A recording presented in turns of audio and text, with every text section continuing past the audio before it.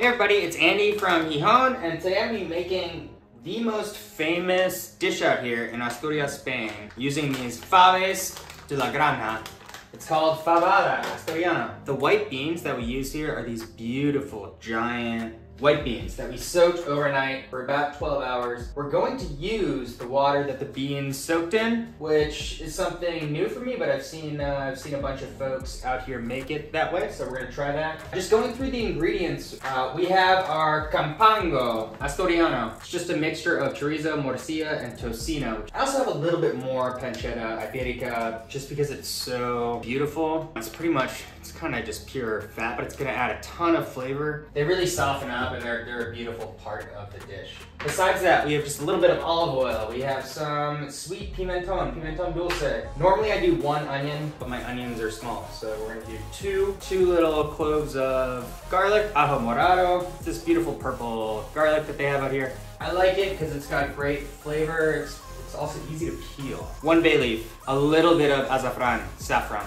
Cook these giant beans up. Now it maybe takes about 3 hours. And just to show you the difference in size between these dried beans and the soaked beans that are cooking, the first thing that I'm gonna do is go ahead and I'm just gonna add some whole garlic cloves. And I'm also going to add in onion.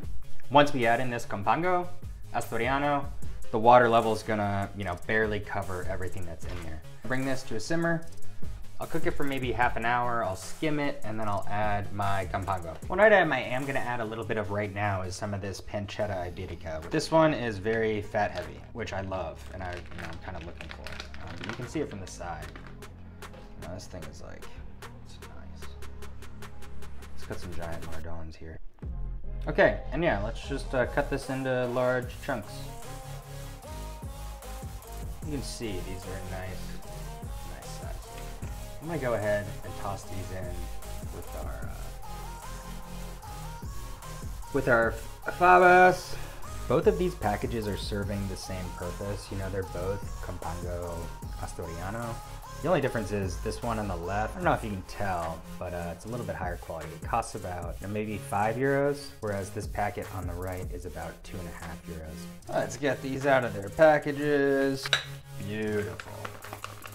Look at this friggin' morcilla. Morcilla is blood sausage. I don't know if I explained that earlier. Oh, this chorizo smells so good. Oh man, blood sausage. Look at this. This is kind of, this is the base for a lot of flavors for some of these guisados out here, some of these hearty stews. Let's give them a scum. I am just about ready to add my campango. The one thing that I saw some people do is, they just kind of will poke the chorizo and morcilla a little bit with a fork. Get rid of this last little bit of foam before we add in our meats. These meats right here, just friggin' throw them in there. Nice. I'm gonna add a teeny bit more of my bean soaking water from earlier.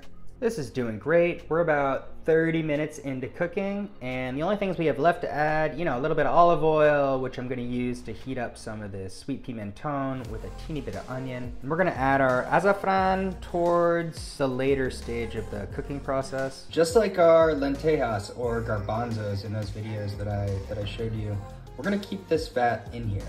Don't get rid of it. I got a little bit of olive oil heating up here. Add my onions in there. And we're gonna add a little bit of pimenton, about a tablespoon, maybe a little more. Just give this a little stir. And once you see these onions really dancing, we're good to go. Let's just go ahead and add this to our fabada.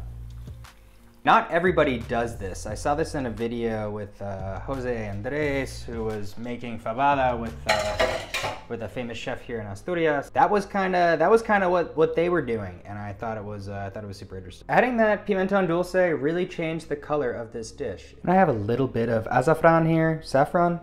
Let's just add that in.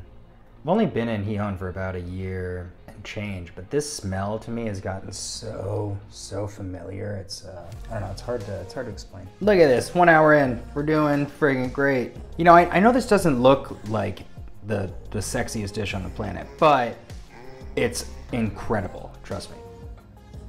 My fabada has been cooking for exactly 3 hours. I'm probably gonna cook it a little longer. Beans are kind of like braised meat. They're done when they're done.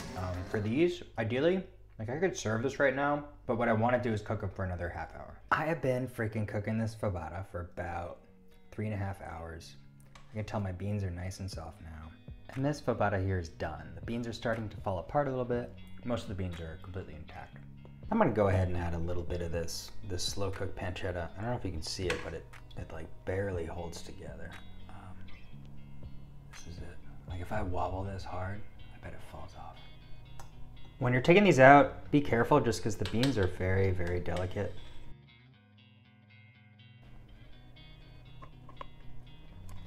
These will just be added on top. For the bean part, this is what we end up with before our campango. But I just wanted to share with you a little secret. If you work in like a high-end restaurant out here in Asturias, what they'll actually do is go ahead and, like, if they're serving you a small little portion of fabas at like a high-end place, they'll take out these broken beans so that what you see is gonna be, you know, a more beautiful, kind of more perfect dish. But if you ever wondered at a place like Casa Marcial, you know, or any high-end place, how they're kind of getting all the beans to be like super soft and tender, but also perfectly whole, sometimes they'll just take them out. And just for a final little touch, each little bowl, you give it a little piece of chorizo, a little piece of this tocino or pancetta, and a little piece of this morcilla. Oh, look at this final product. It looks beautiful. You know, I got a little extra campango if I want it. A little bit of vino. Sure. Look at these fruit. Nice, right? They're super, super soft. They're really huge. It's finally time. I don't know if you can see this. Maybe I'll tilt it over before it starts to spill out. Can you see it? A little higher. Yeah. Anyways, this is gonna be freaking great. Wow. I love the pancetta iberico.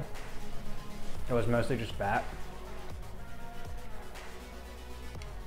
I don't know how to explain it to you, but like, if you just grab it in your fingers, you know, like this is, it's gold.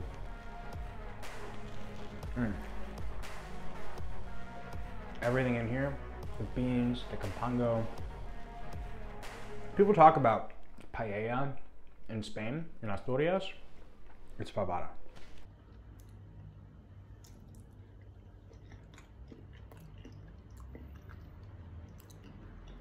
This is really freaking good.